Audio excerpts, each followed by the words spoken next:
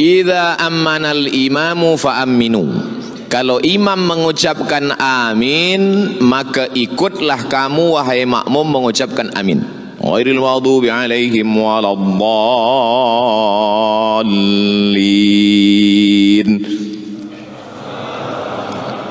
Tak boleh, imam belum. Ini itu mesti paham hadis. Idza amanal imam, imam dulu kata amin, baru makmum boleh amin. Boleh. Okey, kita ulang balik. Untung tak dalam sembahyang.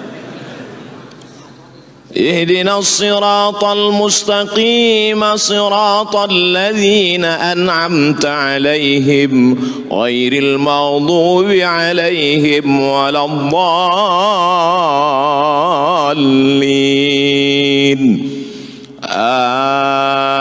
Amin.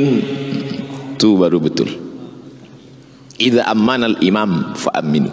Kalau imam sudah mengatakan amin, barulah makmum ikut mengatakan amin. Man wafaqa ta'minahu, siapa yang lafaz amin dia bersesuaian sejalan dengan lafaz amin malaikat, ghufira lahu ma taqaddama min dzambih, maka diampunkan segala dosa-dosa dia yang telah lalu. Itu hanya diperolehi oleh orang yang solat berjamaah di masjid. Itu rahasia yang pertama. Sekarang banyak makmum ni dua salah dia. Yang pertama, dia tidak ikut imam, dia mendahului imam. Ghairil maghdubi alaihim waladdallin. Ini namanya makmum Valentino Rossi. Dia nak cepat aja. Yang kedua, dia tak ikut bersama makmum lain. Ghairil maghdubi alaihim waladdallin. Amin. Dia diam aja. Amin gitu dia. Macam belum makan. Manakala selesai sembahyang, kita tanya kawan kita, tadi imam cakap amin, semua jawab amin, awak kenapa diam? Orang dah ramai dah. Oh, tidak begitu. Bukan kerana suara orang sudah amin. Ketika umat Islam mengatakan amin, yang paling dibenci orang kafir adalah mendengarkan lafaz amin. Orang beriman sedemikian ramai mengatakan amin. Panjang alifnya, panjang ya. Amin. Artinya istajib. Ya Allah, kabulkanlah ya Allah. Ihdinas siratal mustaqim, tunjukkan kami jalan yang lurus. Siratal ladzina an'amta 'alaihim, jalan yang pernah kau berikan kepada mereka 4 orang. Minan nabiyyin, nabi-nabi, was-siddiqin, orang yang benar jujur amanah, wasyuhada, orang yang mati syahid, was-salihin. Ghairil maghdubi 'alaihim, bukan jalan orang Yahudi, waladdallin, bukan jalan orang Nasrani. Maka seketika itu semua orang berkatakan amin. Bergoncang tiang arsy, bangkit kemarahan orang kafir, menang orang beriman. Maka yang selama ini lemah, yang selama ini tak kuat mengatakan amin, selepas ini katakanlah amin. Adapun lafaz yang tak betul, salah. Waladdallin. Amin. Amin, percayalah. Amin, percayalah. Amin, jujur. Maka Nabi Muhammad itu bergelar Al-Amin, jujur. Amin, percayalah. Amin, jujur. Amin, amankanlah. Amin, amankanlah. Yang betul yang keempat, amin, kabulkanlah ya Allah. Kita tak tahu entah dari mulut yang mana doa itu menembus pintu-pintu langit dikabulkan Allah Subhanahu wa taala. Mungkin mulut kita tak dikabulkan Allah sebab banyak makan riba, sebab banyak caci maki, hamun, sumpah serapah, sebab banyak ribah, menceritakan aib orang lain. Tapi ada dia yang bukan ustaz, yang bukan profesor, yang bukan doktor. Sebab saya baru dapat semalam. Tapi rupanya hati dia bersih, dia selamat daripada riak. Hati dia bersih, tak ada hasad, tak ada dendam, tak ada takbur. Dia manusia biasa. Dia tidak popular. Dia tak ada akaun di youtube.com. Dia tak ada follower di Instagram, tapi hati dia tulus ikhlas. Mungkin sebab mulut dia itulah doa kita dikabulkan Allah. Dia hanya berkata amin. 1000 orang solat, yang 999 satu pun tak dikabulkan, tapi sebab yang satu orang ini, maka kita sentiasa merasa. Makanya doa solat istisqa minta hujan, tak ada istisqa bersendirian, istisqa berjamaah. Sebab apa? Bila turun hujan, orang tidak menyangka sebab doa sayalah hujan itu turun.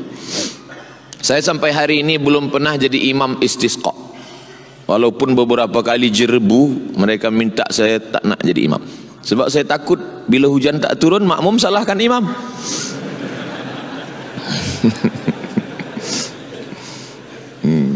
Tapi kalau makmum tu mengaji, dia faham, dia tak akan salahkan. Sebab tak tahu entah dari mulut yang mana doa tu dikabulkan Allah. Maka berjamaah.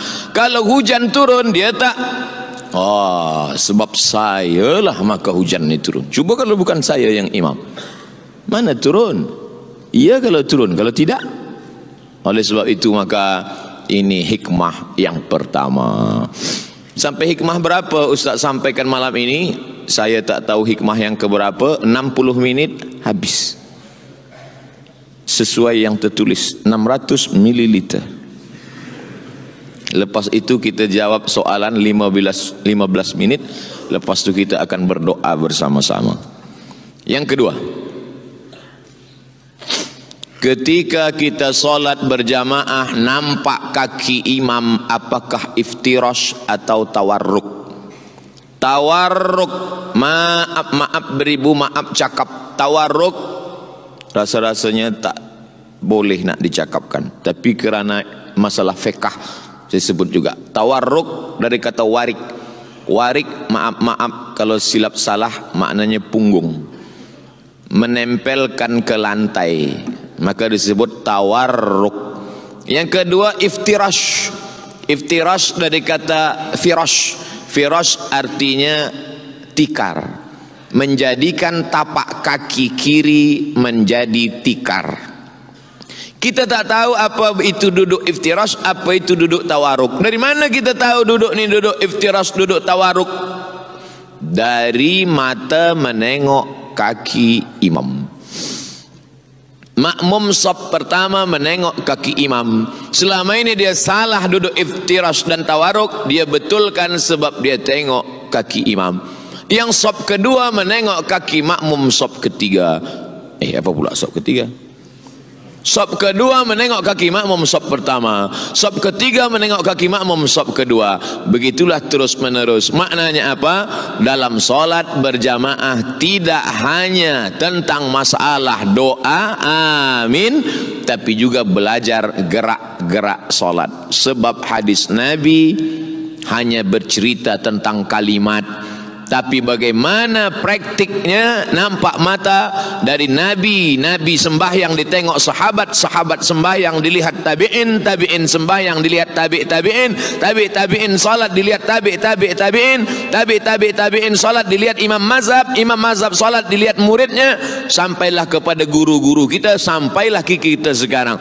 Mustahil orang yang salat berjamaah itu letak kakinya salah, kerana dia tasalsul birriwayat bisanad, dia tengok dengan kedua matanya sampai kepada Nabi Muhammad sallallahu alaihi. Maka tak boleh orang masuk Islam. Dari mana awak belajar solat masuk Islam?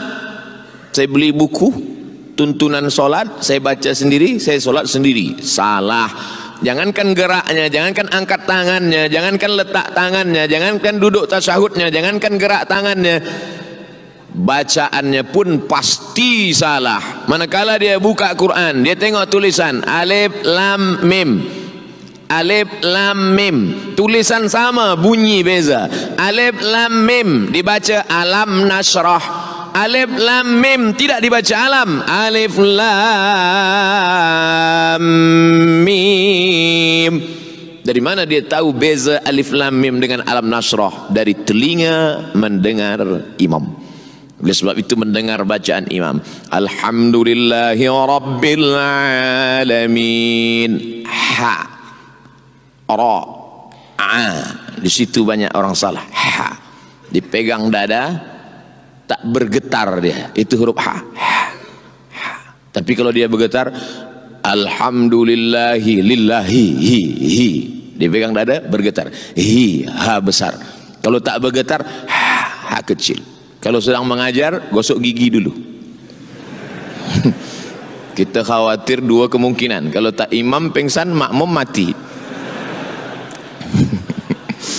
So itu maka ini adalah belajar. Maka orang yang niat solat berjamaah ke masjid, niat dia niat belajar. Man kharaja fi talabil ilmi, siapa yang keluar rumah dengan niat menuntut ilmu, fahuwa fi sabilillah, maka dia sama seperti orang yang berjihad fi sabilillah hatta yarji'a, sampai dia pulang ke rumah. Jihad, jihad, jihad, jihad. Subuh jihad, zuhur jihad, asar jihad, maghrib jihad, isya jihad, malam jihad. Tak betul. Mana aku pernah pergi jihad ke Rohingya? Aku tak pernah pergi jihad ke Uyghur. Aku tak pernah pergi jihad ke Palestin. Kenapa dapat pahala jihad? Sebab niat dia ke masjid bukan hanya solat berjamaah, tapi niatnya adalah belajar solat. Nabi, di bawah Nabi, sahabat, di bawah sahabat, tabi'in. Tabi'in tak berjumpa dengan Nabi. Kalau ada tabi'in berjumpa dengan Nabi, namanya sahabat. Datanglah tabi'in berjumpa dengan sahabat. Nama sahabat ini adalah Khabbab ibnul Arth. Khabbab ibnul Arth. Ya Khabbab, ya, engkau pernah sembahyang bersama Nabi? Ya, saya sahabat Nabi, ikut perang dengan Nabi, salat di Masjid Nabawi bersama Nabi. Oh, kata tabi'in, Nabi itu kalau salat mulutnya bergerak atau diam? Salat zuhur, salat asar, salat yang tak berbunyi. Kata tabi'in, sahabat Khabbab ibnul Arth menjawab, Nabi kalau salat mulutnya bergerak. Dari mana engkau tahu? Dari mana engkau tahu bahwa Nabi kalau salat itu mulutnya bergerak? Kata Khabbab, bittirabi lihyatih, aku tahu mulut Nabi bergerak sebab janggutnya bergoyang. Bismillahirrahmanirrahim.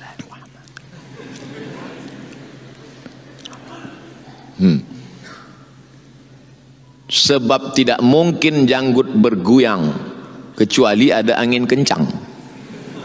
Tapi rasa-rasanya di Masjid Amirah Hajjah Maryam tak mungkin janggut bergoyang sebab tak ada kipas angin. Dari mana sahabat tahu? Sebab dia nampak janggut bergoyang. Janggut bergoyang sebab tulang dagu bergoyang. Tulang dagu bergoyang sebab mulut melafazkan Bismillahirrahmanirrahim, Alhamdulillahirabbil alamin. Sekarang banyak orang solat mulutnya diam. Bukan mulut diam, mata menengok lampu pula. Cantiknya. Salah satu yang menjaga kekhusyuan hati adalah dengan melafazkan. Beza antara membaca, dalam bahasa Melayu membaca, tapi dalam bahasa Arab beza antara membaca bergerak mulut dengan tak membaca. Kalau mulut membaca bergerak, Assalamualaikum, namanya qiraah. Tapi kalau baca mulut tak bergerak, mutala'ah. Mutala'ah artinya tala'a yutali'u mutala'ah, mata menengok tapi mulut tak bergerak. Sekarang banyak orang disuruh qiraah tapi yang dia amalkan mutala'ah. Salat bukan mutala'ah tapi qiraah. La salata, tidak sah salat liman lam yaqra' bi Fatihatil Kitab, bagi sesiapa yang tidak qiraah, bukan mutala'ah, bukan mutala'ah tapi qiraah. Makanya orang yang qiraah salat zuhur asarnya pasti lama. Bismillahirrahmanirrahim, wadduha wallaili idza saja. Tapi janganlah dengar macam itu pula. Tapi jangan pula sampai pakai lagu macam qori. Bismillahirrahmanirrahim. Biasa, jangan terlampau cepat, jangan terlampau. Sebab bila kita baca di mulut pasti satu nafas satu ayat. Bismillahirrahmanirrahim, Alhamdulillahirabbil alamin. Tapi kalau tak dibaca di mulut, satu nafas satu Fatihah. Satu nafas 3. Satu nafas tu boleh isinya 3. Iftitah, Fatihah, ayat. Itu namanya Johan. Oleh sebab itu maka solat ini adalah niatnya untuk belajar kepada imam. Kita tengok bagaimana imam mengangkat tangan, bagaimana imam mengangkat tangan. Allahu Akbar, Allahu Akbar, hatta yuhazi uzunaihi, sampai setentang dengan telinga. Allahu Akbar, setentang telinga. Tapi ada pula hadis mengatakan sampai mangkibaihi, sampai bahu. Betul, sebab Nabi banyak kali salat. Mazhab Syafi'i dia ambil sampai telinga. Saya pun ambil sampai telinga. Allahu Akbar. Tapi ada pula orang sampai sebahu. Saya tak salahkan dia, sebab dia mungkin. Tapi bila kita tahu masyarakat ini mazhab Syafi'i, maka kita pakailah riwayat Imam Syafi'i. Sebab kalau kita pakai riwayat lain, nanti itu akan menimbulkan fitnah. Tak boleh masuk jadi imam di masjid ini tetamu siapapun dia, walaupun jubahnya 3 lapis, walaupun sorbannya sebesar entah sebesar apa. Tak boleh, kecuali imam itu yang mempersilakan dia.